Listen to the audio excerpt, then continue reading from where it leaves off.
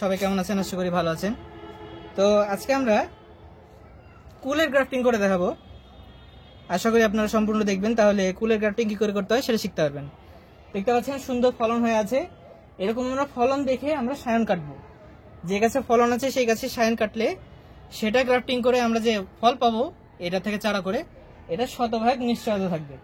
তো আমরা এখান থেকে এইরকম দেখে সায়ন কাটবো। এখানে দেখেন, এটা খুব বেশি মোটা না, তবে হলো আমাদের যে রুটি স্টক থাকে আমাদের, সেটার সাথে আমরা গ্রাফটিং করার জন্য এটা আদর্শ হবে। তো আমরা জানি যে কুলের সাইড গ্রাফটিংই করতে হয়, চোখ কলমও করা যায়। চোখ কলম করার ক্ষেত্রে আর একটু মোটা দেখে করা যায় এরকম। তবে আমরা এটা করবো যেহেতু আমরা সাইড গ্রাফটিং করবো। দেখতে পাচ্ছি এখানে ফলনে ভরপুর। আমরা সায়ন কেটে নিয়েছি, তো চলুন আপনাদেরকে গ্রাফটিং করে দেখাই। তো আমরা এখানে রুটি স্টক নিয়ে নিয়েছি, যেটার উপর আমরা গ্রাফটিং করব। আর এই রুটি স্টকের বয়স আমাদের সবচেয়ে ভালো হয় যদি 1 বছর হয়।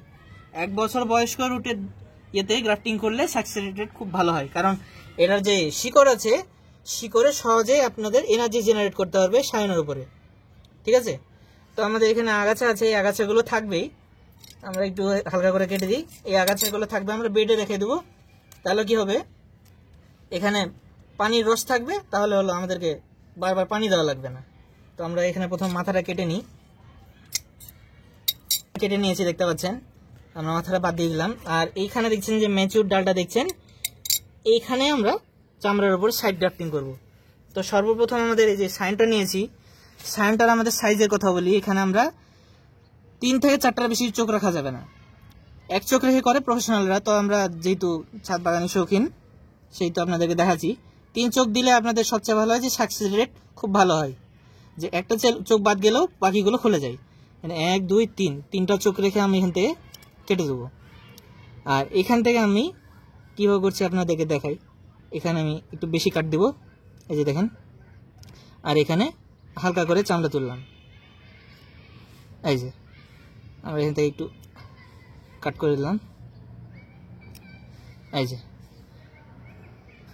ফোকাস দিয়ে দেখতে পাচ্ছেন আমাদের এখানে একটু, আর এটা আমরা এইটা ভিতরের দিকে দিব আর এটা সামনে। তো আমরা এটা গ্রাফটিং করার জন্য প্রথমে ধরে নেব যাতে আমাদের সহজ হয়। আর আমরা এই যে 2 সাইডে ধরবো। আমাদের এখানে গ্রাফটিং চাকুটা খুব ধারালো হতে হবে, যদি ধার না হয় তাহলে আমাদের গ্রাফটিংটা ভালো হবে না। আর আমরা এভাবে ধরবো, এই যে ভালো করে দেখুন, এভাবে ধরে আস্তে করে এভাবে চামড়াটা টানবো, দিয়ে আমরা এইভাবে সরিয়ে নেব। আর আমরা এখানে 1 সাইড মিলাবো, আপনাদেরকে দেখাচ্ছি।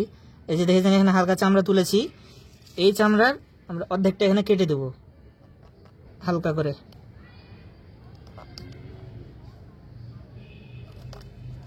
এই যে আমাদের কাটা হয়ে গেল।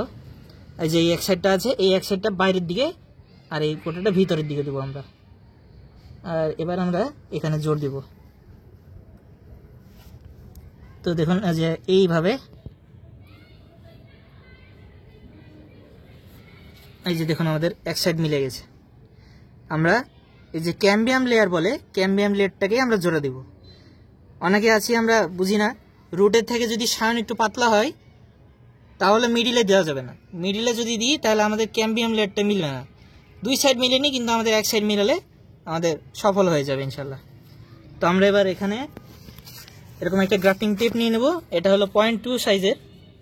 তো প্রফেশনাল গ্রাফটিং করার জন্য এই টেপটা খুব ভালো।